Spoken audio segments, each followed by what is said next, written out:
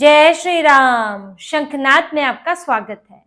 आखिरकार उद्धव ठाकरे के 6 सांसदों ने उन्हें छोड़ ही दिया और एकनाथ शिंदे की पार्टी में वो शामिल हो गए।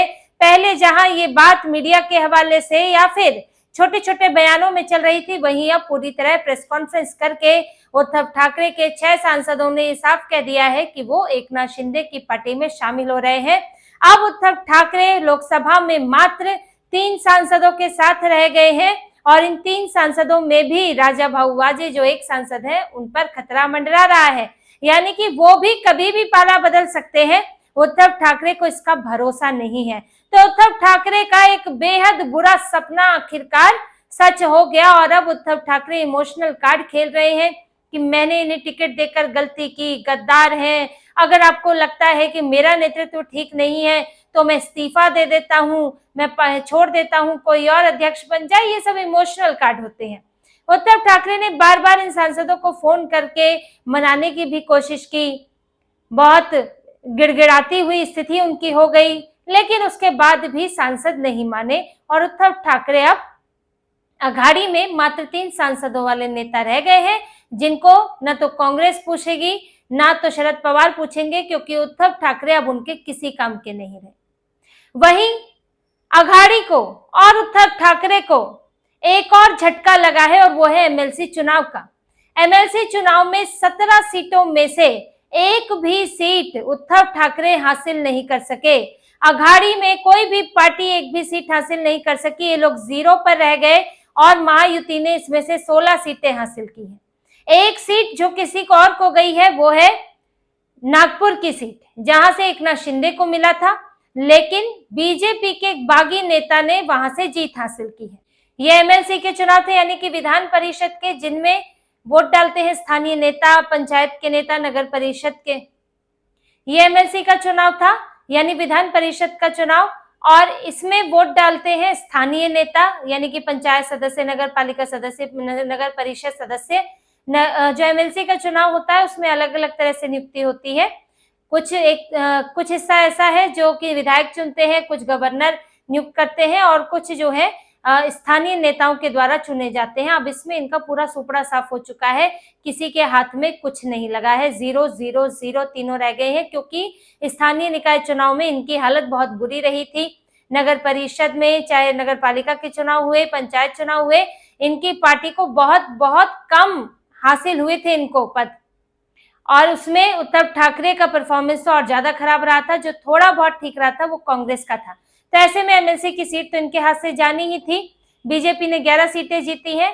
एकनाथ शिंदे को 4 सीटें मिली थी, लेकिन 3 जीत पाए और 2 सीटें एनसीपी को मिली है, जो सुनीता पवार की पार्टी है। अब उद्धव ठाकरे के लिए ये एक और, कहते हैं एक तो कोड़ ऊपर से खुजली, तो वही हाल उनका हो गया है कि उनको यहाँ भी निराशा हाथ लगी। और ये निराशा सिर्फ उद्धव ठाकरे की नहीं है, ये निराशा उनके नेताओं की भी है। अब जो एमएलसी हार गए हैं, अब उनको क्या लग रहा होगा कि उद्धव ठाकरे के साथ रहकर के आगे कुछ जीता जा सकता है, क्या संभव है इनके साथ? तो वो लोग क्यों नहीं पाला बदलने की सोचेंगे। ऐसे ही इनके वसई से कई पदाधिकारी चले गए हैं, शाखा प्रमुख, विभाग प्रमुख। स्नेहा दुबे वहां एमएलए हैं, उनके जो जनसंपर्क कार्यालय है उसमें ये पूरी सेरेमनी हुई। जो इनके 50 पदाधिकारी थे, अलग अलग पदों पर स्थानीय नेता थे, वो बीजेपी में शामिल हो गए। अब ये तो उधर से एकनाथ शिंदे से भी खाली हो रहे हैं, बीजेपी भी खाली कर रही है, और उद्धव ठाकरे की पार्टी में लीकेज ही लीकेज चालू है। अब वो चाहकर भी रोक नहीं पा रहे। और इन हालातों में जब सबको दिख रहा है कि आपकी पार्टी से सांसद छोड़कर चले गए, सांसद छोटा मोटा पद नहीं होता है, किसी पार्टी के सांसद यानी कि वो लोकसभा में है, उनकी बड़ी अहमियत होती है और ये बड़ा रिस्क भी होता है। आप इस तरह से अगर जाएंगे तो जोखिम होता है आपके पद को। लेकिन सांसदों ने इतना बड़ा फैसला ले लिया और सांसदों ने बताया भी कि क्या समस्या चल रही है, विचारधारा से लेकर पार्टी के हाल, कांग्रेस के साथ विलय की चर्चा, संजय राउत की बदतमीजी, इस सब के कारण हम छोड़ रहे हैं और भविष्य नहीं है इस पार्टी का। ये तो सच है। अगर आप ईमान भी लेके चलिए, उद्धव ठाकरे, संजय राउत जिसकी बुराई कर रहे हैं वो कोई समस्या नहीं है, लेकिन भविष्य तो समस्या है कि आपकी पार्टी में रहकर हम कहाँ जाएंगे, आखिर क्या मिलेगा कल को। आज सांसदी में है, लेकिन कल को हो सकता है कि दोबारा खड़े होंगे तो जीत ही ना पाए, तो क्या फायदा। आज यहाँ पर हम एनडीए का हिस्सा रहेंगे तो सांसद बने ना बने, लेकिन कम से कम हम ऐसे समय पर आए हैं जब बीजेपी को जरूरत भी है, एनडीए को जरूरत है, अभी परिसीमन बिल आने वाला है, तो कम से कम आगे कुछ अहमियत रहेगी, कुछ और महत्वपूर्ण चीजें मिलेंगी। तो सांसदों ने अपने करियर को देखते हुए भी फैसला लिया है। अब सांसदों की तरह विधायकों की भी बारी है। उद्धव ठाकरे के विधायक भी लग रहा है धीरे धीरे मन बना रहे हैं। उद्धव ठाकरे ने अपने विधायकों की बैठक बुलाई थी। देखिए, कहते हैं ना कि वो दूध का जला छाछ भी फूंक कर पीता है। अब उद्धव ठाकरे के साथ यही हो गया है कि सांसदों के साथ इन्होंने बैठकें नहीं की। संजय राउत के ऊपर सब छोड़ दिया कि राउत दिल्ली जाते हैं, सांसदों से मिलते हैं, सब ठीक ही रहेगा, कुछ होगा तो बताएंगे। लेकिन राउत तो अपनी गोटियां सेट करते हैं दिल्ली जाकर, राहुल गांधी की चिरौरी करते हैं, मल्लिकार्जुन खड़गे से मिलते हैं, शरद पवार की चापलूसी करते हैं। तो ये तो संजय राउत अपना काम करते हैं। इसीलिए सांसदों के बीच क्या चल रहा था, उद्धव ठाकरे को इसकी ठीक से भनक तक नहीं लगी। ये जो अपने चापलूसों से घिरे हुए हैं, उद्धव ठाकरे को पार्टी के लोग अपनी बात तक नहीं पहुंचा पाते। लेकिन अब डरे हुए उद्धव ठाकरे तुरंत विधायकों की बैठक बुला ली कि इनके जो 20 विधायक हैं वो बैठक के लिए आए और फिर वही कि आप बताइए क्या समस्या है, क्या नहीं है, क्या बदलाव कर सकते हैं। लेकिन देर हो चुकी है। 4 विधायक इनकी बैठक में नहीं आए। चारों 20 है ही कुल मिला के, 20 में से 16 मौजूद थे, 4 गायब थे। क्यों गायब थे पता नहीं है, मतलब इनकी पार्टी को नहीं पता है। अब ठीक है, किसी को कुछ प्रचार करना है या कुछ काम है, यही सब कारण बताया जाता है। ऐसा थोड़ी है कि कोई बिना कारण बताए शुरुआती दौर में गायब हो जाता है। शुरुआती दौर में तो कारण ही बताए जाते हैं, लेकिन दूरियां इसी तरह बनती हैं। यहाँ एकनाथ शिंदे की पार्टी की तरफ से भी दावा किया गया था, उनके एक नेता ने किया था कि सोलापुर जिले के 4 विधायक हमारे संपर्क में हैं। तो यही इनकी पार्टी में सेंध लग रही है विधायकों के अंदर। ये जीते हुए लोग हैं। आप इस अंतर को देखिएगा, अभी तक जो जा रहे थे इनकी पार्टी से वो स्थानीय नेता थे, जो चुनाव नहीं लड़ रहे हैं, जो पार्टी पदाधिकारी हैं। इसमें से जो चुनाव लड़ने वाले गए हैं उसमें पार्षद रहे हैं, यानी कि जिन्होंने अभी जो कॉर्पोरेशन के चुनाव हुए हैं उन चुनाव में जीते और उसके बाद पार्टी छोड़ी है, वो रहे हैं सबसे बड़े नेता। लेकिन अब सांसद और विधायक यानी कि जीते हुए नेता हैं और उनका जाना मतलब आपकी पार्टी में बहुत बड़ा नुकसान है, बहुत बड़ा झटका है। अब बड़ा छेद हो गया है पार्टी के अंदर। ऐसे ही विधायकों की स्थिति है। अब आपके पास यहाँ पर ऑपरेशन टाइगर बंद तो हुआ नहीं है, ना तो ऑपरेशन लोटस पर कभी ताला लगता है। बातचीत तो जारी रहती है और ये विधायकों पर भी ऐसा नहीं कि बातचीत नहीं की जा रही है। पहले सांसद टारगेट पे थे, थोड़ा सांसदों की जरूरत भी ज्यादा उस वक्त है। उसके बाद अब विधायकों की बारी आएगी। अब विधायकों से भी बातचीत चल रही है और जल्दी उद्धव ठाकरे को वहां भी झटका लगने वाला है।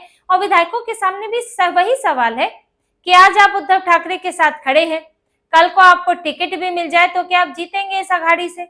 जो हालत इस वक्त हो गई है कांग्रेस की, शरद पवार की, कांग्रेस तो इसमें भी मौका ढूंढ रही है कि शरद पवार और उद्धव ठाकरे मेरे साथ विलय कर लें, सबको मैं खा जाऊं।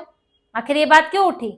कांग्रेस की तरफ से ही और कांग्रेस के चाहने वालों की तरफ से उठी है कि शरद पवार विलय कर ले। ये संजय राउत भी लगे हुए हैं, इसमें डबल एजेंट बने हुए हैं। अब खबर तो यहाँ तक है कि उद्धव ठाकरे को भी आइडिया दिया है संजय राउत ने कि अपने बेटे को कांग्रेस में सेटल कर ले, अब बचा ही क्या है।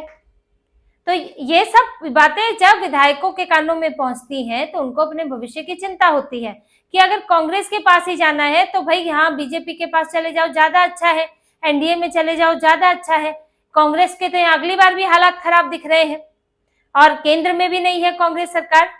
ऐसे में इनके विधायक भी धीरे धीरे मन बना रहे हैं और उद्धव ठाकरे उनका मन टटोलने की कोशिश कर रहे हैं कि कहीं कोई परेशानी हो तो मैं बात करूं, कुछ मना लूं। उद्धव ठाकरे इसलिए खुद मीटिंग ले रहे हैं। आपने बहुत कम देखा होगा कि उद्धव ठाकरे खुद बैठक लेते हैं और सांसद विधायकों को बुलाते हैं, लेकिन आजकल वो खुद जुटे हुए हैं क्योंकि संजय राउत ने तो काम बिगाड़ा हुआ है, कोई फायदा नहीं उन्हें आगे करने का। आदित्य ठाकरे तो पहले ही इनएक्टिव रहते हैं। ऐसे में उद्धव ठाकरे ने अब खुद मोर्चा संभाल लिया। थोड़ा इमोशनल कनेक्ट भी होता है क्योंकि तब से जुड़े हुए हैं जब से बाला साहेब ठाकरे से के साथ थे और तब से ही अपने नेताओं विधायकों के साथ मिलजुल रहे हैं, संगठन संभाल रहे हैं। तो ऐसे में उद्धव ठाकरे के साथ एक इमोशनल टच भी आ जाता है, इसलिए वो खुद मोर्चा संभाल कर बैठे हैं। लेकिन अब बहुत कुछ बदल गया है। आप तब रोक सकते हैं जब आपकी पार्टी कुछ तो मजबूत हो, लेकिन आज आपकी पार्टी बहुत ही बुरे दौर से गुजर रही है। कहने को तो वो पार्टी रही ही नहीं। अब हालात ये हो जाएंगे कि संजय राउत, उद्धव ठाकरे, आदित्य ठाकरे के अलावा कोई रहने वाला नहीं है और संजय राउत तो मौका पाकर कांग्रेस में खिसक लेंगे अगर कांग्रेस बुला ले तो। वो तो चाहते यही है कि इसमें चले जाएं, डायरेक्ट जाना तो खराब लगेगा। तो ऐसे में उद्धव ठाकरे भी कांग्रेस में चले जाएं और मैं भी चला जाऊं साथ के साथ। क्योंकि उनको तो राज्यसभा सीट भी चाहिए।